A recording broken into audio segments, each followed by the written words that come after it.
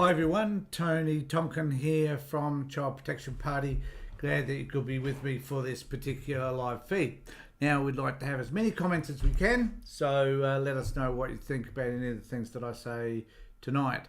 Now we haven't been all that active, we had a lot happening at CPP recently, but we're trying to bring back more of these live feeds so that we can have an interaction with you and talk to you about the things that are concerning you. And I'll raise some issues along the way. There always seems to be something happening in the child protection space, as you're all aware, and I'll be more than happy to have those conversations with you over time. So use this as an opportunity to talk to me about what's been happening for you.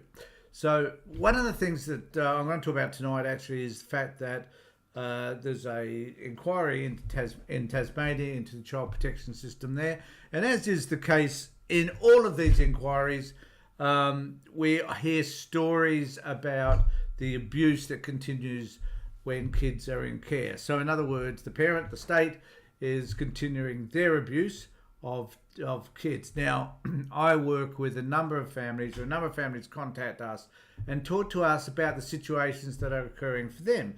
And many of those situations, I can think of 3 or 4 at the moment I have, where kids want to return home, so they're 13 or 14, and the department is refusing to allow them to do so, where kids are talking about being abused while in care, and some of that's extreme form of abuse, and some of it is, for example, one particular case I know of where the worker, who's a male, keeps walking in on a young female while she's getting changed, stuff like that, and the sense that their safety is not being considered. So these are some cases that we have, but there are many others which have been highlighted lately by this inquiry into Tasmania. The point is, it's not just about Tassie; it's about right across Australia. We're finding that there are situations where children are not being heard, their requests are denied, even though perhaps their biological families may not be perfect, but at least they're better than what the state is providing. I'm just going to talk about a couple of these examples that the ABC have discussed in some of their news items. So, and we'll just want to know what you think. If you've got any issues in relation to the way your kids, if their kids in care, if you've got any issues in relation to that, please have a conversation with us here. And also, if you're watching this on YouTube, could you please remember to subscribe and ring the bell so that you can be notified of further postings. So I'll just dive straight into the article. I've got to mess around a little bit here with my computer, which is not working all that well. There we go. So okay, so this is the article that we will be talking about. If I can figure out how to get this thing to work and come back to this. So this is the article. So it's about a young bloke. Now, by the look of the picture of this guy, is not all that old. He's only a young fella. So I'm assuming that it hasn't been all that long since he's been out of care. Now, this is a situation which is quite typical. Now, I don't know the circumstances around why this young bloke was removed. He was 12 or 13, I think, at the time that it happened. So I don't understand the circumstances around it, but clearly the department thought there was a reason for intervening. Not going to argue rightfully or wrongfully whether that was the case, because I simply don't know. But the young person is saying he never felt unsafe with his father, but he was taken away anyway, and in his view, it destroyed his life. So Brett Robinson was confused when Tasmanian Child and Family Services removed him from his home he shared with his dad. So I'm assuming it was just his dad and he, maybe the boy might have been other siblings, I don't know. Mr Robinson told the Commission of Inquiry into the Tasmanian Government's responses to child sexual abuse in institutional settings on Friday that it set him on a path that led to youth detention and destroyed his life. So here's a young person who is admitting that the institutionalisation of him as a result of removing him from his father made things probably far worse than they would have ever have been had he remained with his dad. And we're going to find out a little bit more about what he means around that. Mr. Rom said he was initially told he was being taken away for a couple of days, then a week, but it appeared to be much longer than that. He was 12 or 13 at the time. He said it was quite a bad time for myself and my father as well. Dad was quite upset and he wanted me home, which is reasonable given that he's the parent. He told the commission he was sexually abused at one of his homes. So to start with, this kid was removed from a home that he didn't want to be removed from, and then he was sexually abused while in one of those homes. And he goes on further to say that he disclosed, he told them he disclosed the abuse to a carer who told him to keep quiet and did not believe him. But a couple of weeks later, he told his parents and they contacted the police. And this is quite interesting, I think. He says here that speaking to the police about the abuse was difficult and he was unable to go through with the interview, probably because he was a 12-year-old, felt he was going to be judged and so on, and felt uncomfortable, obviously, with the police. So clearly one's got to ask what they were doing that was basically unhelpful. When it came to give details, he couldn't talk, he told the Commissioner of Inquiry. Mr. Robinson said, so this is an issue, I think, in terms of having appropriate systems whereby children do feel safe. If a kid is confronted by a couple of burly cops in blue uniforms, that's pretty damn intimidating. And I think I've been to places where kids have been interviewed by a female copper who also is uniformed. So it'd be well helpful if they had someone who was perhaps a little bit younger than some of these people and who was specifically trained in interviewing children and perhaps spend a little bit more time around this so that the child feels safe. And one wonders whether or not, because he was accusing someone within the department of the abuse, that they were a bit reluctant also to believe him, and perhaps they may have been a little bit intimidating as a result. So he said after this, he took to living in the streets.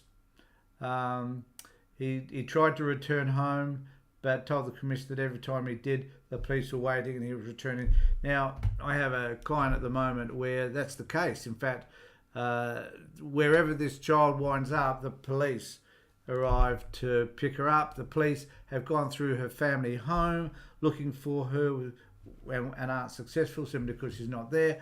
But the police have been harassing her, and they pick up. And the social worker has told the family that they want to cite the child so that they can pick her up and take her back to a residential care facility that she keeps running away from. And you just kind of got to wonder, what's the sense in all of that? That's destroying this child. So I question as to why you would want to do that. Why not? This kid's 15, 16, so why wouldn't you be listening to her about what she wants? Why do you want to make things worse for her? And so these sort of circumstances that we're talking about here are pretty common, and they're happening today. So this isn't the historical stuff. This is stuff that's realistic and that is happening as we speak. He goes on to say he ended up at a detention centre. He said that initially, this is quite interesting, he said that initially he was welcomed to the centre. So they did this introductory thing. And they took him through the admission process, which is fair enough. And here it gets really bad. I was there for a couple of minutes, and then their worker came in and basically started the strip search. So what is it like for a 12, 13-year-old to be strip searched? It's pretty uncomfortable for an adult, I would imagine. But for a kid, that's tantamount to sexual abuse. So, one can understand how this kid was extremely distressed and what that did to him psychologically and emotionally, just having that experience. He said, I'd already been searched at the police station. I didn't have to take off my boxer shorts for that. So he thought, well, that's the same applies here. So he was ordered to remove them. I basically pretended that I didn't hear him and went to continue to get my clothes. And he slammed me to the ground, pretty much ripped my shorts off me. And then he said to me, "You're not listening." Then he ran his fingers. This is disgusting. This is disgusting. If this person is still working for the department, they need to not only be sacked, they need to be criminally charged with assault. Then he ran his finger basically through my butt cheeks and inserted a finger in and said, "Welcome to Ashley, boy. You do as you're told." This is disgraceful. Mr. Rahman told the commission detainees were treated like shit and belittled. He does admit there are a couple of nice ones, but this doesn't matter. I get rather distressed, I think, when I hear comments like that. It's like the nice ones, does that mean that it's okay for kids to be abused just because there's a couple of nice ones who don't? No, it doesn't. So what we need to do is eradicate any of the bad ones. Why can't we have all nice ones to start with? That is, social workers and youth workers who treat kids with respect would be really helpful. He was hogtied once when he did not go back to his cell quickly enough, and that workers used controls cuffs that could be tightened so it feels like it's going to snap your wrists off. Now, why are we treating kids like this? I don't understand it. He goes on later, down the bottom here, he says, "It's destroyed my life and it's destroyed so many others' lives that I know." So other kids that have been in care. So I thought this was kind of cute. So the department secretary, Michael Pervin, also gave evidence on Friday. "I'm so sorry that we were not there for you. Stiff bickies, how many times do you have to apologise? How many times do you have to say that you're stuffed up? How many times do kids have to be abused by you and you simply sit back and apologise and think that's okay? Because this is about time that the system changed significantly so that these instances do not happen in the first place." So I just want to come to another story, and then I'll just have a look at if there's any comments here. There are. Okay, beautiful. Let's see whether I can pick those comments up. No, it's not doing it. So, okay, so I just wanted to come to another story here, and we will have a chat about this. This is about a young person. So this young person is Azra, I think. Azra Beach was sexually abused in a foster home, and government workers did nothing. Now, we've kind of got to wonder why.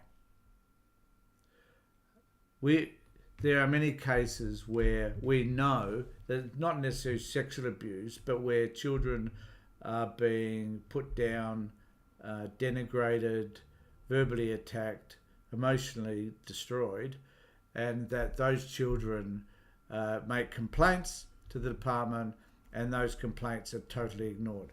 Working with a case at the moment where that's clearly happening with regard to the grandmother, and the grandmother has told the kids that they have to shut up, that they can't talk about what's happening because she'll take to them, beat the shit out of them, I guess, if they tell the department. And the department know for a fact, because they've had recordings, they know that it's happening. And but the department seems to be, it's not that they're powerless, I don't think. I think they just choose to do nothing, because often doing nothing is easier than having to find another foster family, particularly in small towns and so on. So they make decisions which are about making it easier for them than it is making it safe for kids. And this is a perpetual problem because they're friggin' lazy, I think.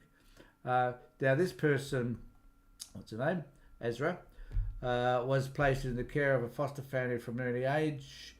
A member of the family, Odette Price, was physically and emotionally abusive to her, she told the Tasmanian Child Sexual Abuse Commission of Inquiry. At times I feel like she hated me. So this is an interesting story, because this story is about a child who felt okay with one person within the family but not the other, and how, well, you'll see what I mean later when we talk about it. So it was an interesting mix within this foster home where everybody abused her. And it's just interesting to see how this played out. At times I feel like she hated me. She broke my arm just before my 5th birthday and slapped me across the face after my arm was broken because I wouldn't stop crying. What a bitch. I mean, what can I say? What can I say? How pathetic. How I don't know. How disgusting are some of these people? She routinely hit me with my father's work belt, the father being the stepfather. Okay. She was sexually abused by another member of the family, Amos Price, I don't know whether that's his real name or not, and a family friend, Jasper, although she did not realise it was abuse until months later. She says, and I think this is the point, Amos was someone that I loved and trusted, and I felt safe with him. He was my safety, because Odette wasn't. That's the foster mum. She didn't really show any affection or any love. So when this was happening, it wasn't coming from a place of fear or intimacy. Sorry, I haven't got this up. It wasn't coming from a place of fear or intimacy, she said. I generally felt loved. He was safe to be with. He was kinder. He never spoke to me abusively. I felt like he loved me. So because he wasn't speaking, but he was sexually abusing her or touching her inappropriately. So even though on one hand you had the foster mum who was just overtly abusive, and the other member of the family, which I'm assuming was a foster father, I'm not 100% sure about that, and he treated her a little bit with a sense of love. It wasn't, right, because it was sexual abuse, but a 5, 6, 7-year-old kid thinks that this is different or better than the emotional or the overt behaviour that the foster mother was dishing out to her every day. So can you imagine how confusing this is for a kid? Which is the better? The physical abuse, because the sexual abuse, because it's not all that harmful as they experience pain and emotional pain, as opposed to the yelling, screaming, putting down actual physical assault that she was receiving from the foster mother. She says it's really complicated. I know it was wrong love, but it was the only affection, the only love that I was really shown throughout my younger years. She told the commission she did not know for how long that she was in foster care. I was not even aware that the Price family was not my biological family until much later on. So for some reason, she was too young to remember when she was taken. It was the only memory that she had. She thought that this was her family. And so we don't know. I don't think we know where the rest of the family was.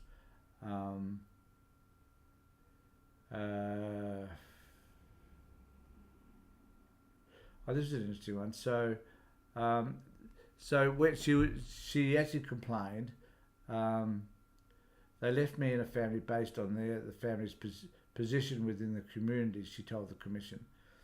They felt that our case wasn't a priority. We were safe. They didn't need to check in on us. I mean, look at where we were. We had tried to raise concerns and they were completely dismissed as us having overactive imagination. So this is the other thing.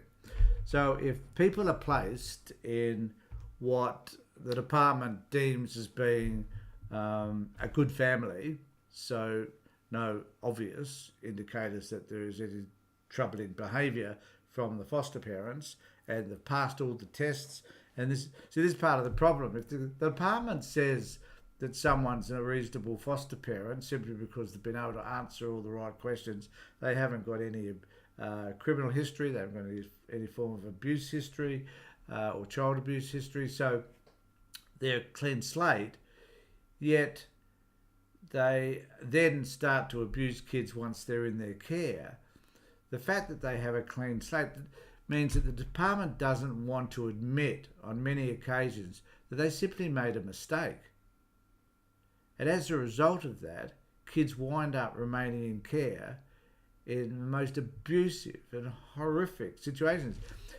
You don't have pedophiles simply stating that, well, I'm a pedophile, so, people don't come out and make statements about child abuse. They hide that stuff. They hide their thoughts around that stuff. So it's not going to come out. And when it eventually does come out, e.g. you've got kids in your care, the department will often refuse to take note of anything that the child's saying because you don't believe kids. And secondly, why should I not believe the foster parents given that they're so-called good parents and they've been doing the right thing by children for X number of years and so on. And the kid is just imagining these things. I thought that stuff around kids imagining stuff went out of the window 15, 20 years ago, but apparently not. So she, Miss Beach was eventually moved. She said she remembered a meeting at her school with a social worker, and when she's being interviewed, she had her hand squeezed. The woman was holding her hand and squeezing her hand so that she got the message. She wasn't saying anything that she shouldn't say. This is the bit. They were questioning me about where she was squeezing my hand. She had really sharp nails, and she used to dig them into my palm when I was sort of acting out or whatever. So I think she did that, and I sang their praises because she knew what she was in for if she didn't. And it was all, this is so interesting. It was all because I wanted them to love me. She then left this family. Maybe the department got the wind of it. Who knows? What happened to those people? Were they charged in some form or another? For abusing kids? Who knows? She was bounced around first to a group home, later to a foster mother who said she was not prepared and not being given much information about the girl. She wrote the foster home as much more positive experience. She told the commission she wanted an apology, something she had been asking for some time, and had spoken about the politicians, including a prominent politician. I just want an apology because I feel like what was done to me was wrong. I deserve a heartfelt apology along with every other child that was subject to the same abuse, she said. And rightfully so. But how many apologies do we have to dish out? That's the other question, because at the end of the day, it just continues, doesn't it? It just goes on and on and on. And one wonders how long we have to put up with it. But I do want to, it's okay. So I want to say, if you've got any comments, please put them down. I see some people have. I haven't been able to get to them all because I'm trying to do 1,000 things at once here. So Angela says the system is pretty much broken and kids are getting forgotten about in the system, and also kids are running, I think that's a muck, and don't get the help that they need because they're too bothered with the hard stuff. I agree with that. Right, thanks Gins for that one. Happens daily in resident care, particularly emotional abuse is way out of control, says Simon. I couldn't agree with you more, Simon. How can they get away with knowing this was happening and not do anything? So true. And why is it I don't know how many times kids have to report what's happening for them for the department to take action, but I can tell you this much: it's not very often, and it doesn't seem to be often enough. So we need to be able to make sure that when we hear this stuff, when I hear it, I report it. Thanks, Karen, for wishing me happy birthday for yesterday. I want to talk about my age, please. But, if I started going backwards when I was 50, I'd now be 10. So, Look, everybody, the other thing I wanted to say is that before we go, is that if you please subscribe to us if you're watching this on YouTube, and also join us at childprotection.party and join in the conversation and become a part of what we're doing. It's exciting and interesting work. We've got some fabulous people working on our executives around the country at the moment, and we'd certainly like to add you to that list. So all you need to do is contact Avery at admin@childprotection.party and have a chat to Avery, and we'll organise a conversation with you about finding a way through to join us. So just want to say thanks everybody for being here.